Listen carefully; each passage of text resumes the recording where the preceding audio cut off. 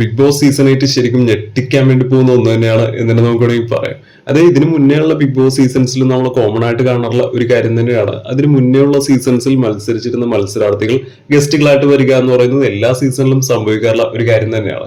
പക്ഷേ ഈ സീസൺ 8ന്റെ ഒരു കാര്യത്തിലേക്ക് നോക്കിക്കഴിഞ്ഞാൽ അതിനകത്തൊരു സീസൺ 8 മെയിൻ ആയിട്ടുള്ള സീസൺ 8 തുടങ്ങുന്നതിന് മുന്നേ തന്നെ അഗ്നിപരീക്ഷ എന്ന് പറയുന്ന ഒരു മാസത്തേക്ക് കോമണേഴ്സിന് വേണ്ടി മാത്രമുള്ള ഒരു സ്പെഷ്യൽ ഷോ അറേഞ്ച് ചെയ്തിരിക്കുന്ന ഒരു കാര്യവും ബിഗ് ബോസ് ടീമിന്റെ സൈഡിൽ നിന്ന് തന്നെ നേരത്തെ പുറത്തുവിട്ട ഒരു കാര്യം തന്നെയാണ്.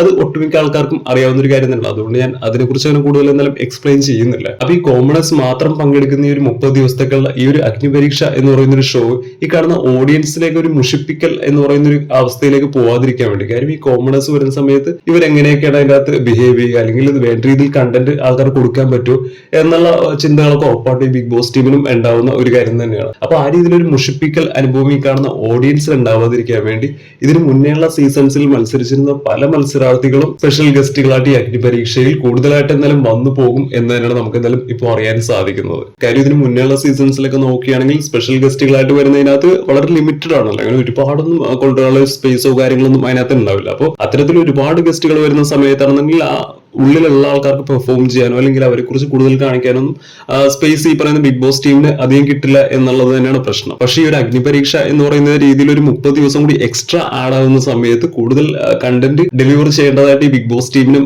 വരുന്ന ഒരു ചലഞ്ച് തന്നെയാണ്. അപ്പോൾ ഉറപ്പായിട്ടും ഇത്തരത്തിൽ ഗസ്റ്റുകളായിട്ട് ഇതിന് മുന്നേയുള്ള സീസൺസിലുള്ള എക്സാമ്പിൾ ഇപ്പോൾ സീസൺ 7ൽ നിന്ന് അനീഷ് ഒരുപാട് ജനപ്രീതി ഉള്ള, ഒരുപാട് ജനങ്ങൾ ഇഷ്ടപ്പെടുന്ന ഒരു കോമണർ തന്നെയായിരുന്നു. അപ്പോൾ ഉറപ്പായിട്ടും അനീഷിനെ പോലെ ഒരാളായിക്കോട്ടെ, അല്ലെങ്കിൽ മുൻ വിജയി ആയിട്ടുള്ള അനുമോൾ ആയിക്കോട്ടെ, ഇവരൊക്കെ വരുന്ന സമയത്ത് വലിയ രീതിയിലുള്ള ഒരു ഓളം തന്നെ പുറത്ത് എന്തായാലും ഉണ്ടാവാനുള്ള സാധ്യത ഉറപ്പായിട്ടുണ്ട്. ഷാനവാസ് ആയിക്കോട്ടെ, നല്ല രീതിയിൽ ഫാൻ ബേസ് ഉള്ള ആൾക്കാരൊക്കെ തന്നെയാണ് ഇവര്. അതുപോലെ തന്നെ ജിസയിലൊക്കെ വലിയ രീതിയിൽ കപ്പടിക്കാനുള്ള സാധ്യത തന്നെ സീസൺ 7ൽ ഉണ്ട് എന്നുള്ള രീതിയിൽ വരെ സംസാരങ്ങൾ നടന്നിരുന്ന ഒരാൾ തന്നെയായിരുന്നു.